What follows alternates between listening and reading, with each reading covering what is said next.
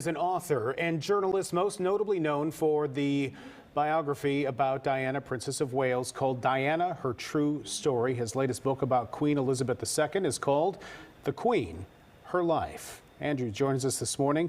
Good morning to you, Andrew. Good morning. So you have this new book. Obviously, first let's talk about this. You've covered the royals for 40 years. 40 years, Was yeah, there anything that you learned about the Queen that you didn't already know writing this book? Yes, I think I'm piecing it all together. You get the sense that the Queen's had a bad rap as a mother. She's always been defined as cold and distant. During my research for this, I found a different parallel story. Yeah, what did you find in this? Because there's like that one story, she came back from a trip and then she went to see the horses before she went to see her kids. Well, it's a story that's been elaborated and built on. She and Prince Philip went to Australia and New Zealand for 6 months in 1954, shortly after the coronation. And when she came back, the children, Anne and Charles, were waiting for her on the deck of the Royal Yacht Britannia, and she shook their hands rather than give them a cuddle. But she gave them a cuddle when they went downstairs into the body of the ship. So there was affection there, but there was protocol as well. And of course, things have changed remarkably in the space of the Queen's reign. Now, you wrote about Diana. That was a huge book in the early 90s, went into the tapes. And it was interesting, the whole story behind how you got all that information. There was that middleman, one of her friends. Was there parallels that you saw writing the book about Diana and writing this book about the Queen, and how the Queen's persona changed publicly because of Diana's influence? I think the Queen's persona changed because of the decline of others, the influence of others, notably her mother, the Queen Mum.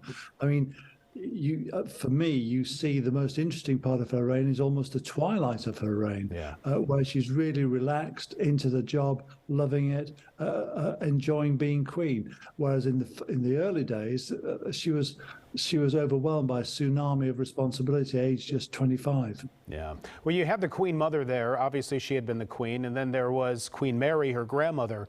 When she first became the monarch, she had two prior queens to kind of lean on and also uphold traditions. And she, in 70 years, were able to come up with her own traditions.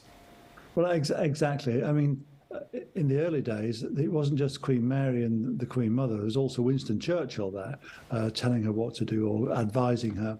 And so she felt kind of buffeted by these older hands. And it took her a long time to kind of get into the rhythm of being monarch. Yeah. And you see that in the latter part of her reign, she is in command and she's in control.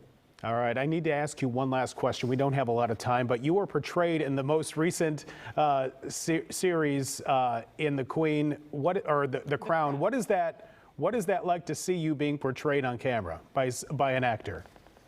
A lot of fun, actually. Okay. He looks a lot more serious than I am, and sincere, and he's got more hair. Well, good to know. Hey, Andrew, I'm sorry we're out of time. Fascinating book. Can't wait to read it. If you'd like to meet Andrew Morton himself, get his new book signed.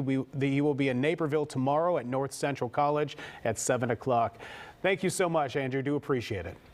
My pleasure. Well, still ahead, from turkey to dessert.